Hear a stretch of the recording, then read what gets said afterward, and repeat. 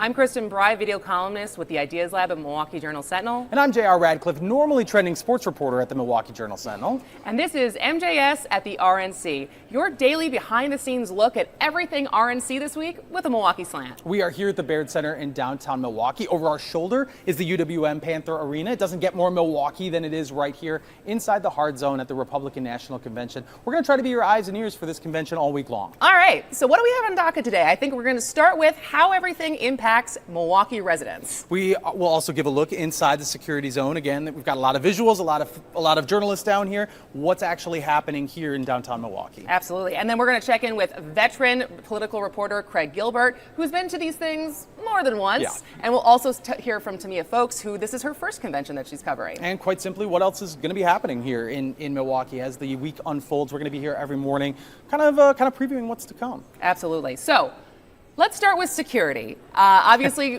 going into this week, we knew that security was going to be high. Yeah. And then with the attempted assassination on former Donald Trump and the injury and the death that happened in Pennsylvania over the weekend, I think everyone expected that security might be even higher.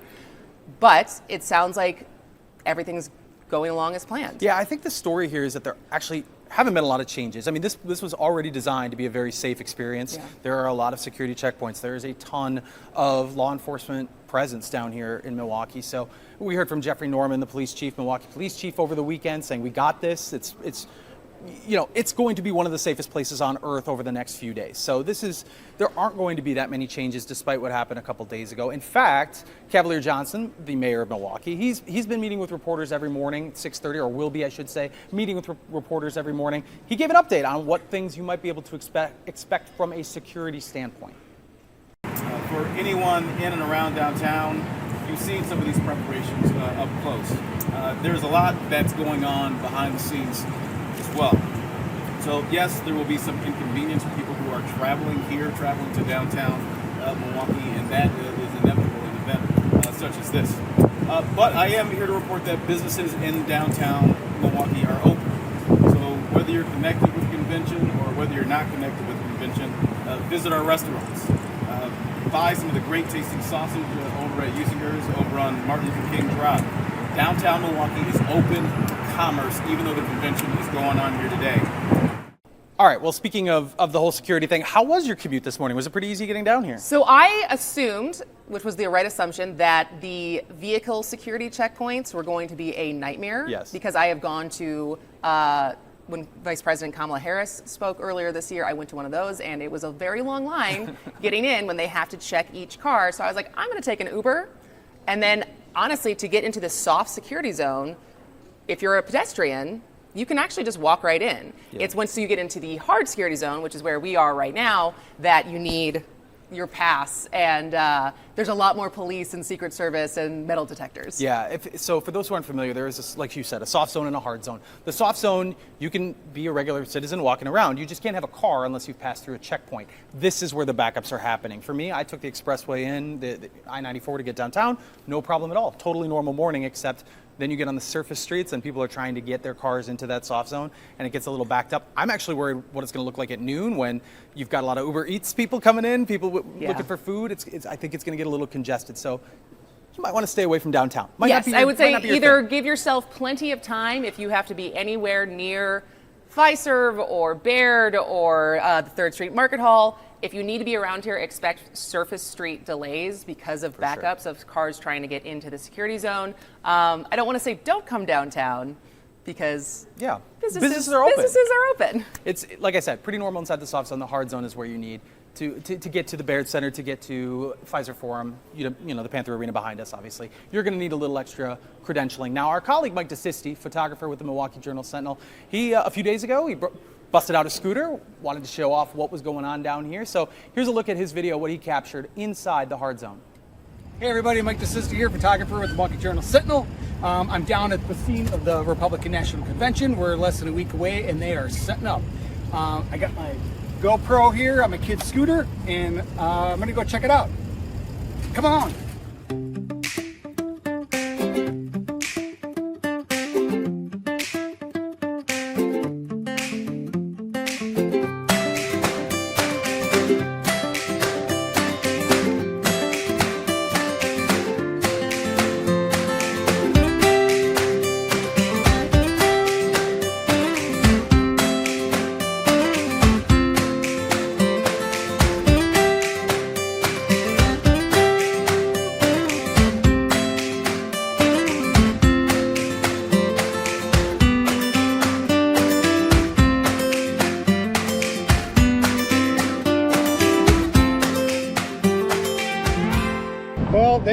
it. Now keep in mind, I'm filming this on a Wednesday, so a lot's going to change in the next couple days and into next week. So stay tuned to the Journal Sentinel and JS Online for all the coverage. Bye.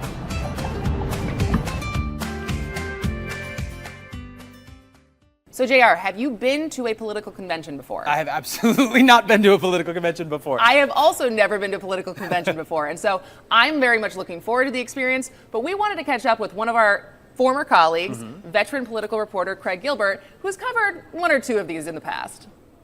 The oddity and the weirdness and kind of the surreal quality of a convention is that you've got, however many delegates you have more journalists. And a lot of journalists in search for not a lot of stories, not a lot of what we think of as traditional stories. So for journalists, it's a very weird experience. You're a member of a giant horde. You're looking for things to write about. There's not a lot of real things happening. There's theater. And so you end up kind of writing about the theater and writing about the people.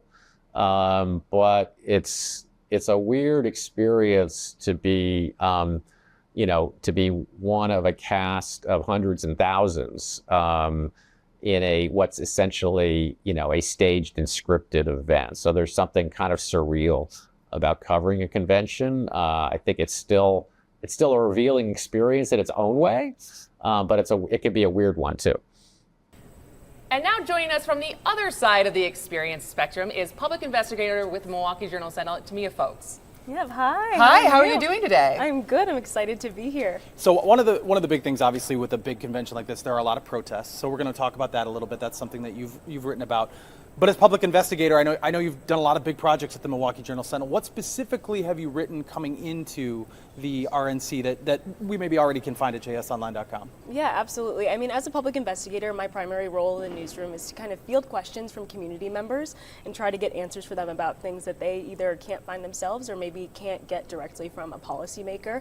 So this week I've been doing quite a bit of protest coverage and talking to people about what they're expecting to see at the RNC, what the protest rules are, but also I did a story that published today about Milwaukee Republicans and just how they're feeling ahead of this convention. So I think it's a pretty broad range, but for the protest rules specifically, that's been a major focus. And one of the articles you wrote was about a counter protest that's happening separate from the coalition that's going to be more marching and closer to the hard and soft security zones. Tell us more about the block party that's happening. Yeah, definitely. So, of course, there's the coalition to March on the RNC. That is the primary coalition of groups, both national and local, who are here to protest and kind of parade around the RNC and voice their opinions about this Democratic and electoral season. So tell us about the block party. Okay, yep. So the Great Milwaukee Block Party is kind of a coalition of organizers in Milwaukee who have decided that they want to do more peaceful protesting this week.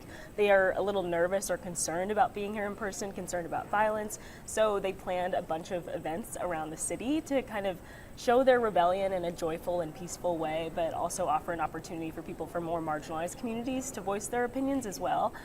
This is really just to get people more enthusiastic about engaging in conversations in a more thoughtful way instead of, shouting.